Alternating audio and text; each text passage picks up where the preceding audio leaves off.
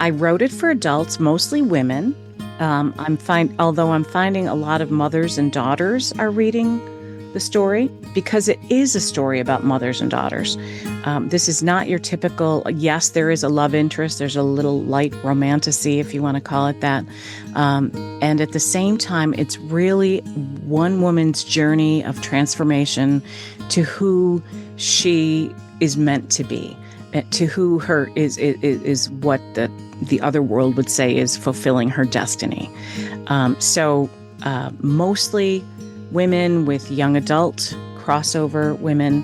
And also, I'm telling you, Dave, I'm finding husbands and wives are reading the book. I didn't know that. But because it's so grounded in the real world of a fishing village, and I'm a sailor and I know boats, and so it's got all of that kind of detail to it that I think a lot of men like as well.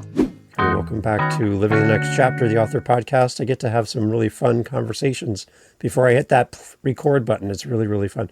Unfortunately, you don't get to hear it listening, but you get to experience a great guest on the show. And we save some of the fun stuff for us, right? Because it's a lot of work doing this podcasting thing, writing books and doing all that great stuff. And Jennifer's here to talk about her journey as an author. Lots of great stuff to talk about. And I'm so excited to have her on the show. Jennifer, welcome to Living the Next Chapter. Glad to have you here on the podcast. Thank you, Dave. I feel like we're old friends already. I know, right? It's like we've actually hung out or something. Something's happened, but It's really good. Good to have you on the show. Let people know first, Jennifer, where are you in this big world of ours? I am in southern Maine. And it's beautiful, although it's been a bit of a drought, so the foliage is not as resplendent as it has been in other years. And we'll take it. It's beautiful. It's fall. The leaves are turning. It's lovely. Yeah. Your favorite time of the year, fall, or what's your favorite time? Well, I will tell you that one of my expressions is this season. The one we're in is my favorite. So I try to just savor whichever the season is. And of course, I'm from Buffalo. I love snow. Oh. People here are like, but I love snow. And then, of course, spring is beautiful because everything's rebirthing and summer is like bursting. And then fall is kind of getting all cozy. I just love it all. Okay, so I'm going to call UPS or FedEx and send you all my snow if you love it so much. And you can have all my Canadian snow if you want that. Excellent. Because I'm done. You can love have it. All right, I'll send it to you. I might ask you to help pay for the shipping, but I will send that to you, and that'll be all yours. So there you go. Perfect. There's your parting gift for being on the show today. Free snow. I like Yay. it. There you go. Awesome. Good stuff. Let's talk author stuff, because that's why we're here on the podcast. Your journey as an author. What was the starting point? What was the spark for you to say, hey, I've got time. I'm going to start writing and become an author. Was it a push from a friend, someone who loves you, or did you just come up with this on your own? How did you get started? It wasn't I've got time. It was the exact opposite of I've got time. So it was a dream, actually. And I'm a big dreamer, and I have had a dream coach, and I have the belief that dreams come to a person for a reason, and in the time that they come for a reason. And so 10 years ago, it was literally 10 years ago, I woke up in the middle of my crazy corporate engineering project manager life, and I had a dream with 4 images. And the first was of a woman standing on a cliff overlooking a sea. The second was of a people gathered in an old grove that looked like some kind of ceremony. The third was a non-human, I won't say who exactly, with piercing eyes staring right at me. And the fourth was this landscape that I immediately recognized as the Burren in Ireland, which is it's a UNESCO heritage site. It's a very distinctive landscape because it looks more lunar than it does like the green hills of Ireland. And so I woke up in the middle of my crazy corporate life with not a lot of time and thought, well, this is weird. who gets these images, upon waking. I went to a teacher, my dream coach, Dina Metzger, and I said, "What does one do with this? Like, this feels important." And she just she thought for a while. She did a little considering of some of her otherworldly sources, I guess, and she said, "There's a story that wants to be written, and you have been chosen by your Irish ancestors to write this story." Okay, I got goosebumps right now. Right, again, that's really, come on. True. And I was like, but I'm running everybody's everything. Yeah. I don't have time. And that's when, I had a choice point. Do I cross the bridge to a different identity, which is what I loved as a kid? I loved writing poetry and playing with trees and under trees and on trees, and give up, a pretty healthy salary and security and all that to pursue this crazy idea that there was a story that wanted to be written, and I was the one chosen. And in the end, I thought, well, if not now, when? And if not me, who? Like, it's just it's gotta be, it has to be attended to, is kind of how I felt. Okay. Up to that point of the idea and the dream, were you a creative person at that point in your life? I thought at 22 years old, I was not creative at all. I have a twin sister, Julie. She was an artist, is an artist. She's everything. It's very visual, drawings and things. And I thought, well, I don't have any of that. So I just didn't think that ideas were creative. I thought that like actual paintings and sculptures, that was creativity. But I've soon discovered in myself that I have a very active imagination, and that I guess I think being in the corporate world where it is kind of a box, and I never felt like I fit into that box. I think that I developed the capacity to just expand, to fulfill whatever my creative ideas and thoughts and songs and stories now are. So was this one of those moments for you where your creativity was unlocked? Yeah. Yeah. Yeah. Because you are a creative person today.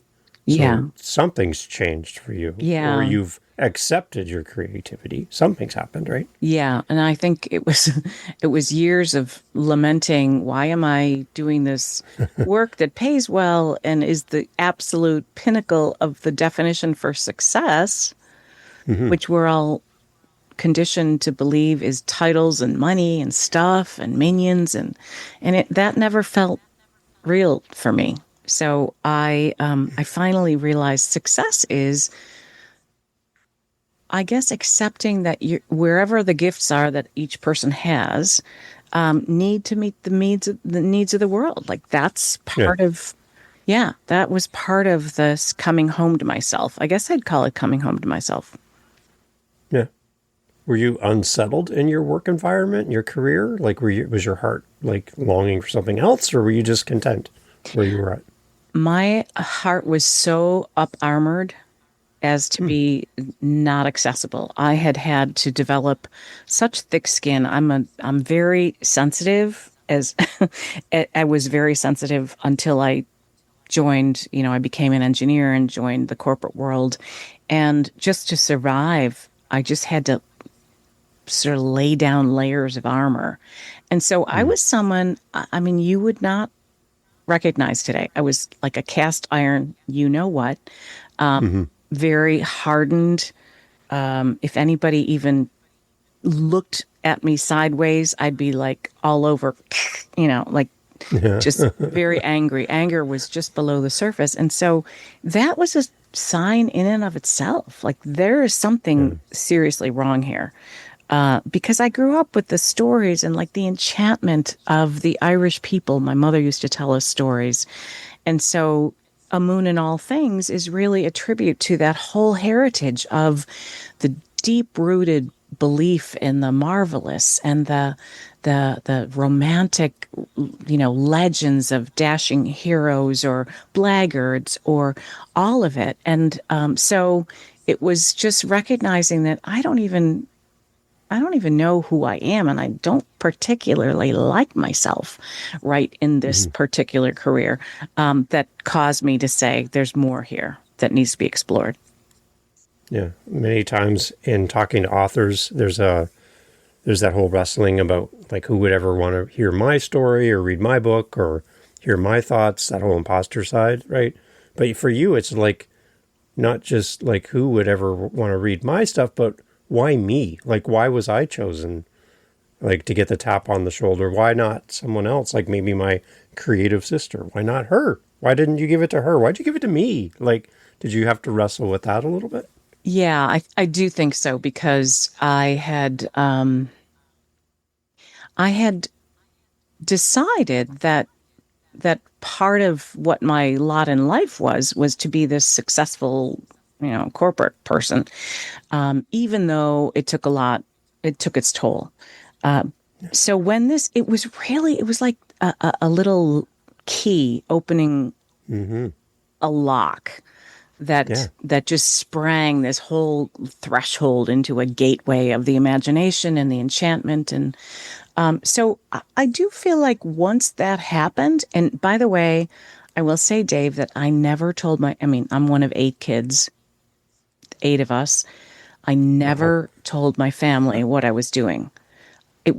I just was told, don't spill the energy of this it's like a young baby bird. Like you don't want the harsh Yeah. criticism, the Yeah. like, what? Who are you? You don't have Yeah. an MFA in writing, all of that. Yeah. I just was told by a very wise person, keep it close, keep it Mm. close. Just devote yourself to the story that wants to be told, and see what happens. And if nothing happens, fine. That you've still nurtured something in you that wanted expression. Yeah. Yeah. It's like you've been entrusted with a gift. Is somebody's given you this, and now, protect it, keep it, but you're responsible for it as well. Yeah, yeah. And I think the word devotion, it was Yeah. top of mind. That there, it's a 10-year project. So starting in 2015 is 2025. There's a level of devotion, especially when there's not a monetary something tied to it. And it's more than a hobby. It truly, it actually felt like sort of like a sacred assignment in some ways. I mean, Yeah. when the ancestors tap you on the shoulder and say, that's not to be ignored, at least in my belief system. There's Right. something that's larger than me that wants to be given voice to, and especially the maternal side. Like my mother, her mother. Like I know my three great great great grandmother was born in Dunmanway, County Cork, Ireland, but there's no records of her existence because she didn't own land. Nobody owned land, and if there was land ownership, it was in the male line. So I Mm. did feel like there was the voice of the women on my mother's side that wanted to tell a story. So you're given this gift, but do you have the tools to accomplish the goal? Like, you are not a published author, right? You're kind of stepping outside of all of the things that you know well into something brand new. Did you kind of wrestle with the idea of, I don't have the skills and ability and tools to do the thing I've been entrusted to do? Or like, where do I start?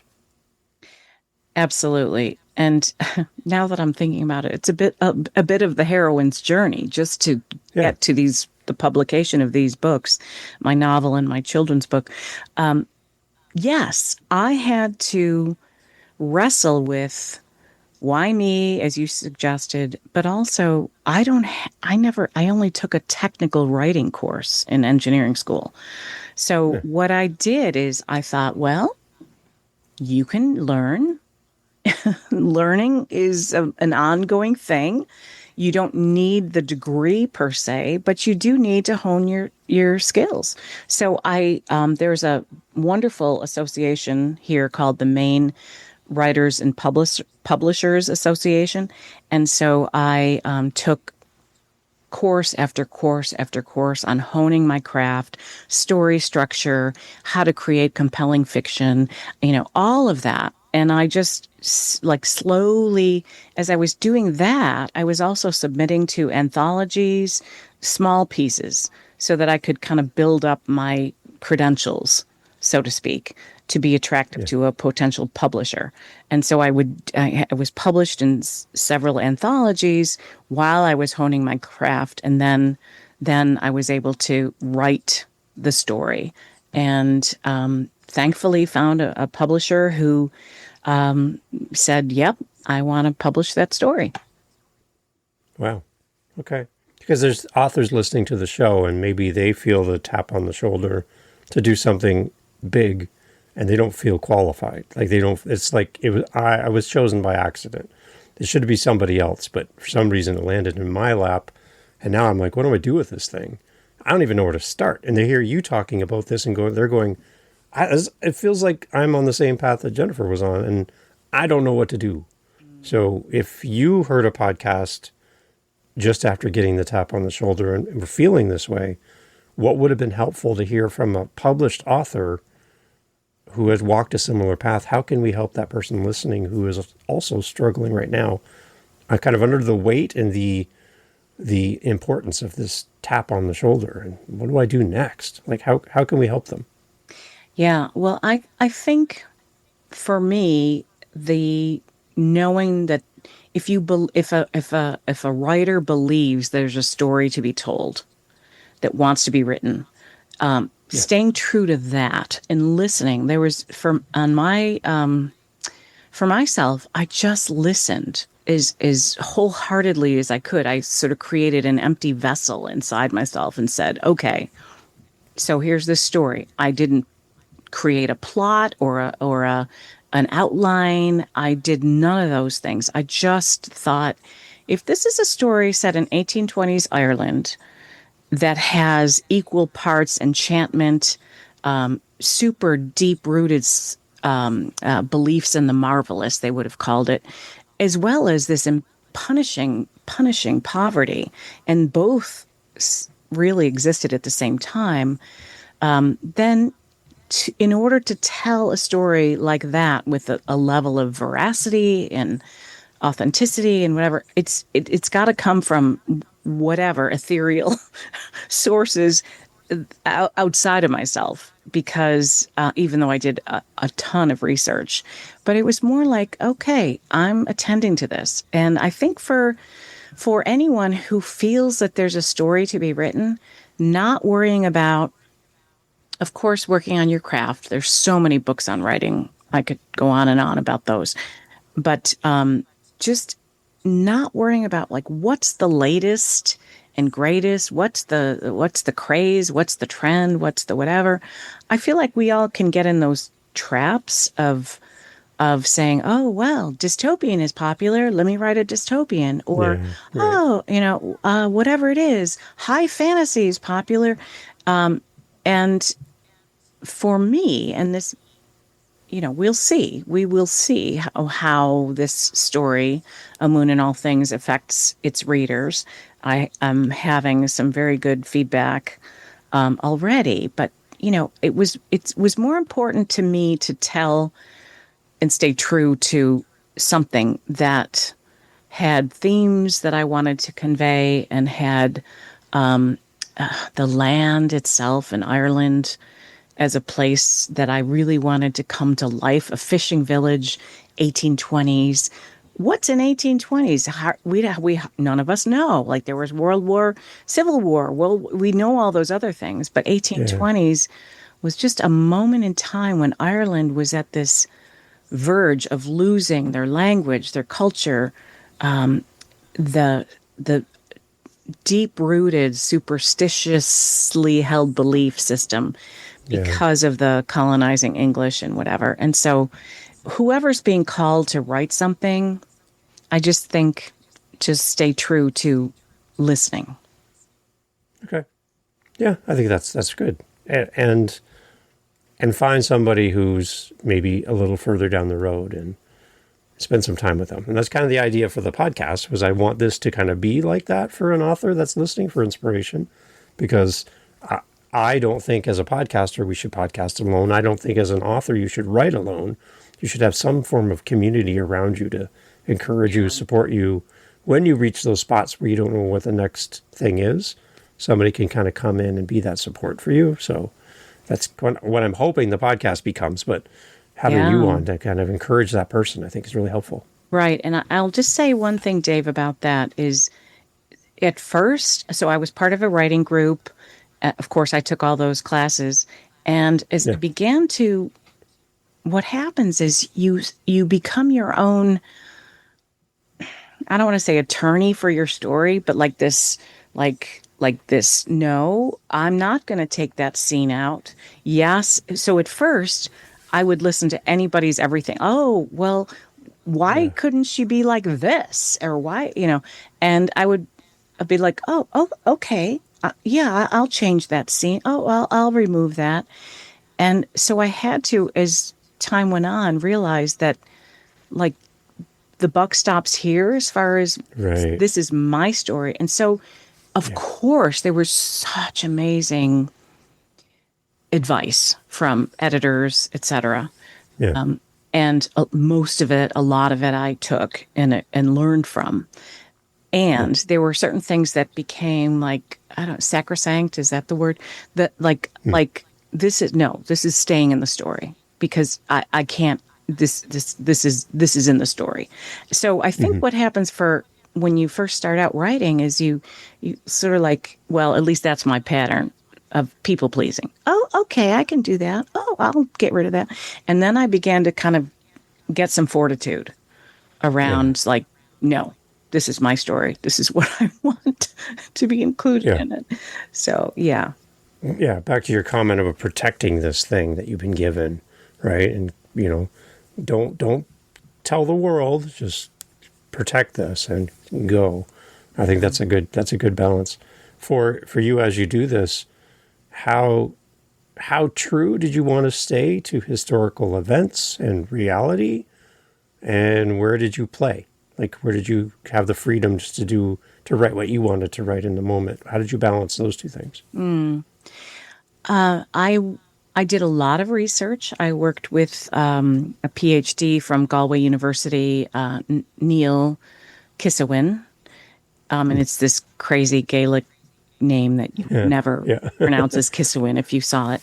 And he gave me, I must have like 4 feet high books that he gave me or references that he told me to buy to make sure that I really cared about the veracity of 1820s Western Ireland. And so that was a lot of work. At the same time, when I took artistic license, I wanted to make sure that I knew when I was doing it, as opposed to just making stuff up all the way along.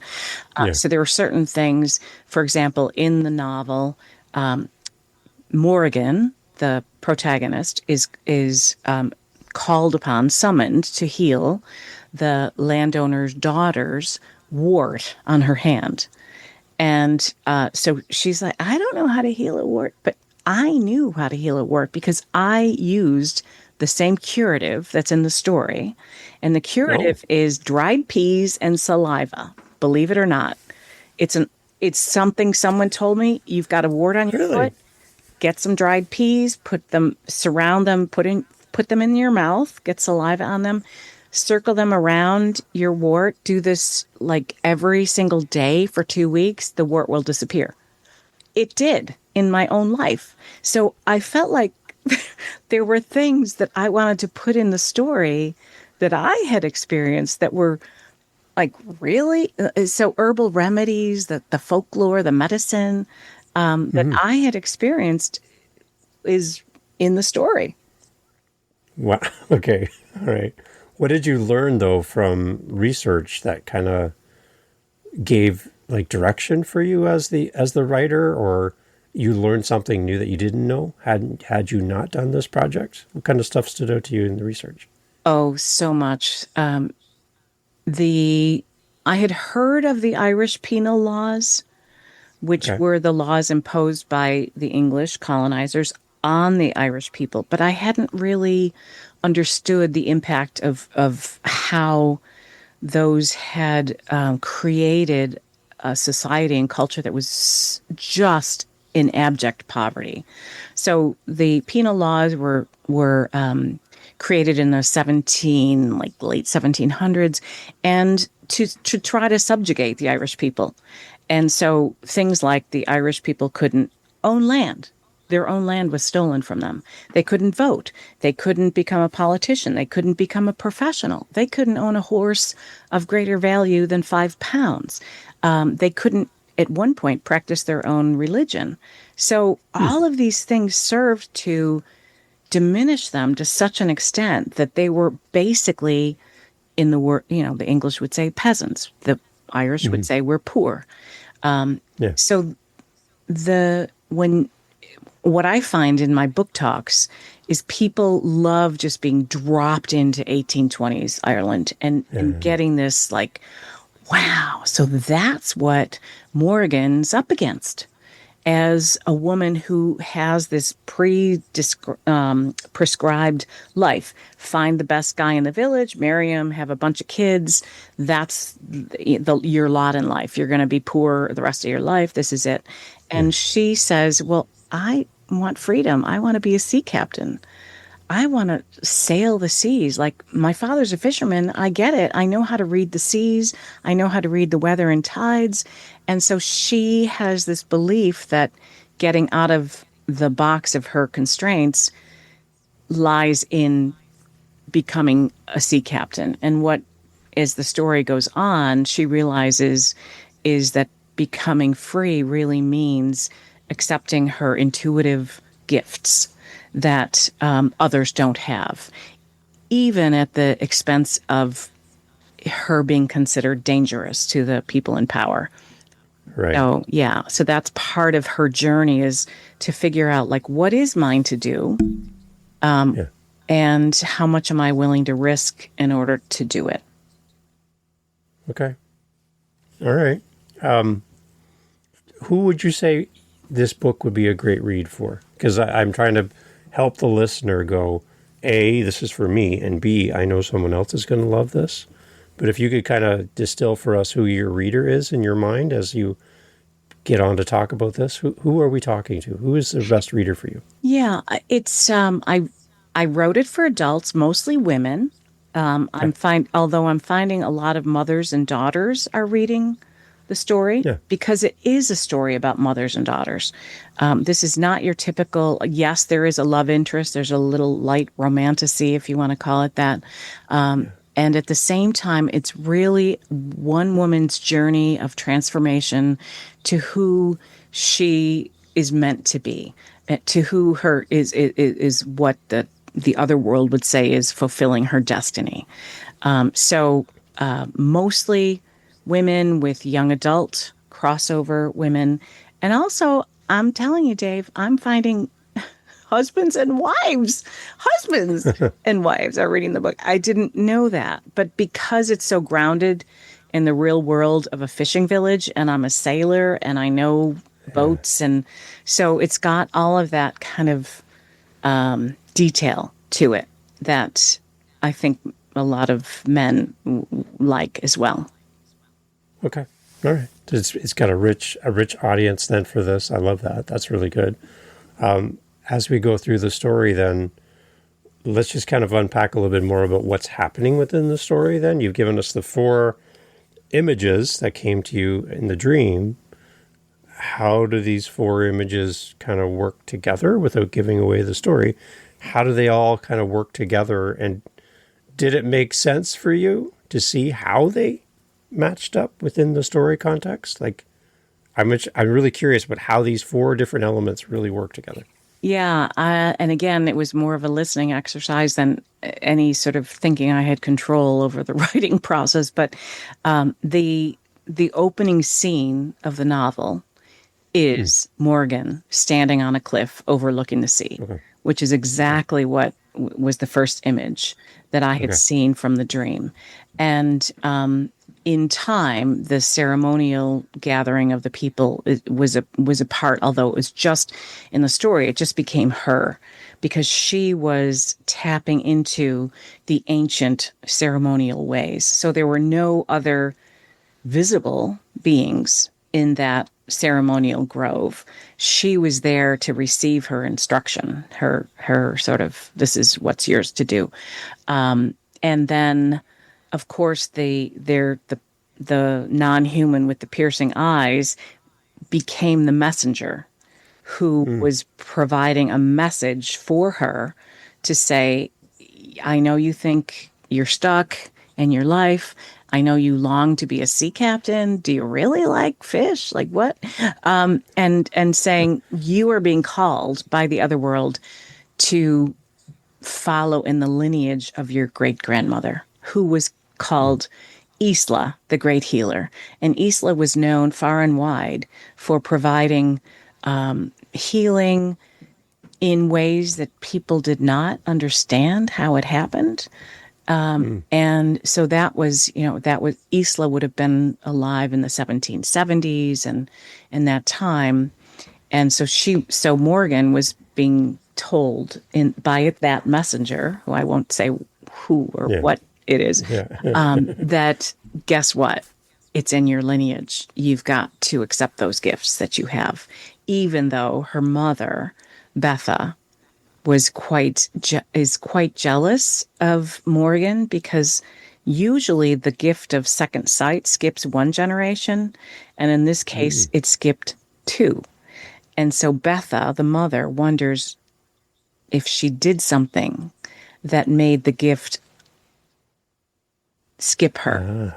Interesting. So she loves her daughter, but she's jealous of her daughter, and she's fearful for her daughter's destiny because it's dangerous. And yeah, so not sure if I answered the question exactly.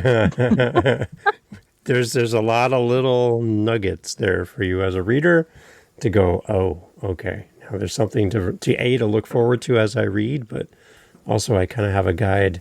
It kind of leads me. It's fun. It's interesting because you talk about the messenger and the gift given, and we go back in our conversation, you were given a gift. So it's kind of like your characters are living out in a similar way the gift you were given for the story. Your characters are living out the gift they're given within the story. It's a nice little parallel going on there. Yeah. You're right about that. Absolutely. Right. Yeah. No, I find that interesting. It's like the situation, the idea somehow finds its way into the writing and becomes part of the story. So do you feel like that tap on the shoulder, that dream, this gift has been delivered well? Do you think you met your goal and you were the right person to write this story? I do. And I think because if I'm nothing, I'm not hardworking. I mean, so anything I do, I jump in with both feet. I always have. Yeah. And so I feel like I just kept saying I have to show up for this story. I have to devotion, showing up, working the craft, listening for what wants to come through, all of it. It just became so important to me that, and Kirkus Reviews calls it atmospheric and beguiling. I've had some amazing reviews from places that don't often review books in the highest of regards. So I know, of course, it's not for everybody. There's an enchantment in it. There's kind of, I've always was called a philosopher in high school. So I mean, there's like some of those. This is not just a I don't mean just. Bad word, Jen. It's not Yeah. like one of those easy go through Yeah. it and, Yeah. and you're done in 2 hours. Oh, that was fun. On to the next. This is meant to be savored in a way. And if if I had my dream, it would be that it would be viewed in the same way that Paulo Coelho's book, The Alchemist, Hmm. has been viewed.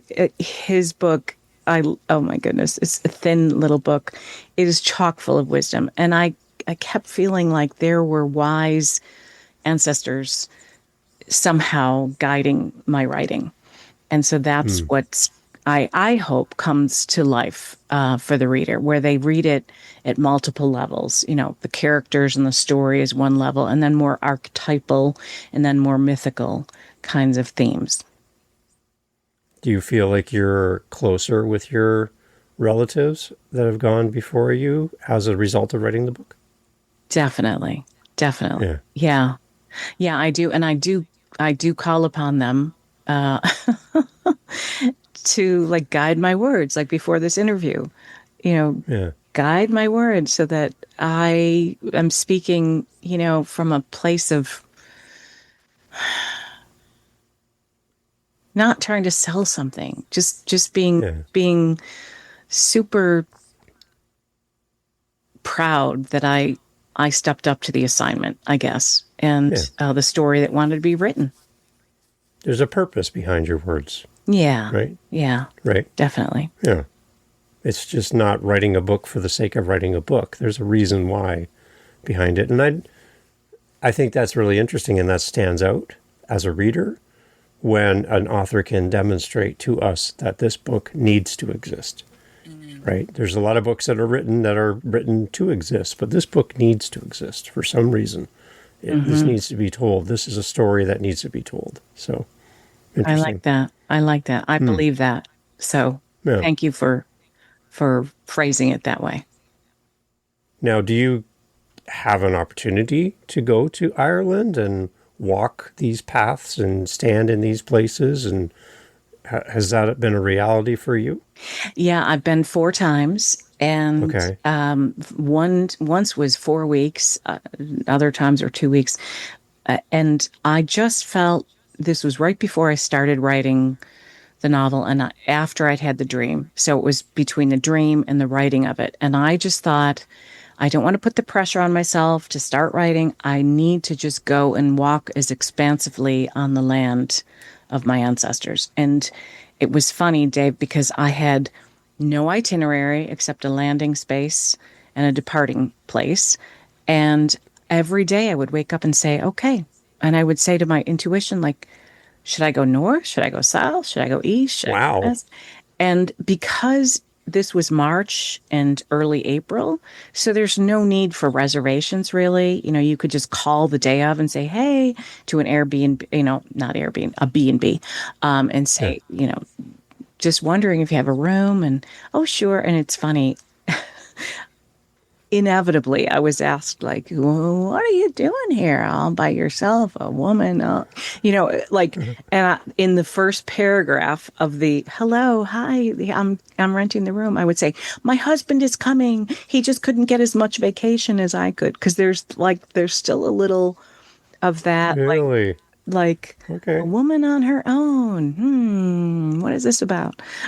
So I did have to do that, but yeah, and I just felt like I was absorbing anything that wanted to just be absorbed, so that I could feel like I knew the landscape enough to write the story.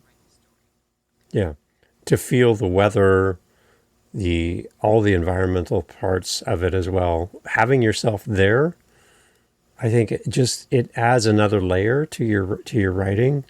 To sit in your home where you're comfortable and everything is kind of one setting and one space, to be and stand on a cliff or be around the smells of a fishing area, right? Yeah, It's different, right? And that's going to show up in your writing. it is. And I will tell you something that most people don't realize until they go to Ireland. Everyone talks about the green, green hills and the beautiful mountains and the sea, but but the skies are Yeah. amazing. The skies of Ireland are as fascinating to me as the hills and the sea is. It's just extraordinary. The shape of the clouds, the colors of the sky. And so that was something I wasn't prepared for because, I just thought, oh, it's about the sea and the mountains and the hills and the wildflowers. And then when I was there, it's like, oh, and this is going to sound really crazy, Dave, but at one point, because I was listening for what wanted to be revealed, I just heard clouds want to be in your story. Clouds want to be in your story. So the way I describe the clouds in my novel, I took particular care in doing that because I just felt like, okay, clouds want to be in the story too. Um, yeah, Wow. yeah. So, okay. All right. I like that. We do have listeners who listen to the show in Ireland. So for them, as they listen to this conversation, and this is where they're from, this is where they live, do you have a special message for those people who are listening in Ireland today? Just deep gratitude that my ancestors came from there. It's an interesting thing to we who are in America. We call ourselves Irish Americans. We put Irish first. Yeah. And to people in Ireland, they would call us American Irish. So that in itself, it's its own story of the people who stayed behind and the people who left the country. And so I just want to say to any Irish listeners, just a deep bow of gratitude for the staying power, for what has been endured in generation after generation of not necessarily the easiest existence, and just deep thanks for that whole bardic tradition of song and story. And when I was in Ireland, I'm telling you, there were no kids on their little electronic toys. There was none of that. I bore witness to on it was the Sunday before Easter, Palm Sunday, a family coming into a restaurant, and it was a father, mother, and like four kids. The mother took the four kids to the restaurant, the two of the kids to the restroom, and the other two olders were with the dad. And I was just watching them, and they said there was no setups, no plates and forks and knives. And the kids looked at their dad. You could tell they never or seldom went to restaurants. And the kid said, "Dad, there are no plates. What are we going to do? We can't." And the father, instead of saying like, "Hush up, kids, go on your Game Boy," whatever, the father looked at the kids and said, "We'll have to eat off our shirts." And he lifted his shirt up as if it was a plate. And not only that, the mother comes out of the bathroom with the two youngest, and he says, "Mary, there are no plates. We'll have to eat off our shirts." And the mother went along with it, and it was like, this is Ireland. This is Ireland. They are storytellers. They are steeped in that tradition. And so I just can't say enough about how my mother's stories fed me and how that still exists in places in Ireland. So Amazing. I love it. What a great way to stop and end the conversation. That's a great visual, and I think it really ties in and ties everything up nicely. I really like that, Jennifer. For the listener, the reader, a fellow author who wants to reach out and talk to you and meet you and follow your journey, because I'm sure there's many more stories to tell, where do you want to send those people so they can connect with you? And I have one more question before we wrap up quick. But where do you want to go? Well, my website is my name, Jennifer Comeau, COM as in Mary, EAU.com. And both of my books, my award-winning children's book and my novel, A Moon in All Things, are there. And if you use code 20, CODE, all caps, 20, you get a 20% discount on the books. And, of course, the books are available wherever books are sold as well. So whatever's most convenient is what I tell people. Yeah. Now, I don't mean this to be an add-on to the conversation, but I do want to talk as we head out the door about your children's book as well. Can you give us an overview about this book and who is it for, so that we can also support you by purchasing this book as well? Thank you. The Inside of Me, it's for in vitro to 8 years old. So it's a children's picture book. And it's about the magic that happens on the inside when we go outside. So 9 different beautiful places in Maine are rendered on the pages by a Maine illustrator, Maine author here, Maine publisher. And so it's really an invitation to remember that we're a part of an interconnected web. And for kids especially, that not to lose the sense of awe and wonder that's available when you go outside. Nice. I love it. Beautiful. And that's a good timing for this time of year as well. So absolutely. Yeah. Awesome. Thank you so much for doing this, for being part of the show. I know, talking to you, that there's more stories to come. And this is Living the Next Chapter, so it's kind of built into the name. So I would love to have you back in the future as you work on new projects, so we can reconnect, tell more stories, and share more about you and your journey. So please keep me in mind. I would love to, Dave. And go Blue Jays. There you go. You snuck that in at the end. I like that. Jennifer, thank you so much. Everyone, all information, as always, in the show notes. Support our authors when you buy both, not if, when you buy both of these books. For yourself, your loved ones, leave a great review. Let people know why you loved it, why the story touched you, what about the story touched you, so that more people will be encouraged to also support Jennifer and all the amazing stories she's telling. And that's going to help sell more books. And that's why we're here. We want people to connect with Jennifer. So please do that as you do that as readers. And again, Jennifer, thank you so much for being part of the show. My pleasure. Hey, thank you so much again for pressing play. As you've heard, great guests on the show. And one thing you didn't hear in this conversation is what? What did you not hear? Think about it for a second. That's right. Not a single solitary commercial for a mattress or a supplement or a whatever you call it. No. Why? Because we don't want to break up the conversation with commercials. So the fact that you're still here means that you are a fan of the show, I'm assuming. So if you want to help to keep the podcast going and to make me feel really happy, all I really care about is coffee, okay? I just got to be honest. I love coffee. I'm drinking one right now. It's starting to get cold. I need to warm it up. Helping us with our Buy Me a Coffee link over at livingthenextchapter.com and also in the show notes helps kind of keep the lights on around here. Remember, I'm doing this for free. I'm paying for everything. So I would love to have a little coffee donation, even $5 kind of fills up my cup. And I would love to enjoy a coffee from you. So if you're interested, again, thank you for listening. But you can use our Buy Me a Coffee link and fill up the cup. Thanks for being here.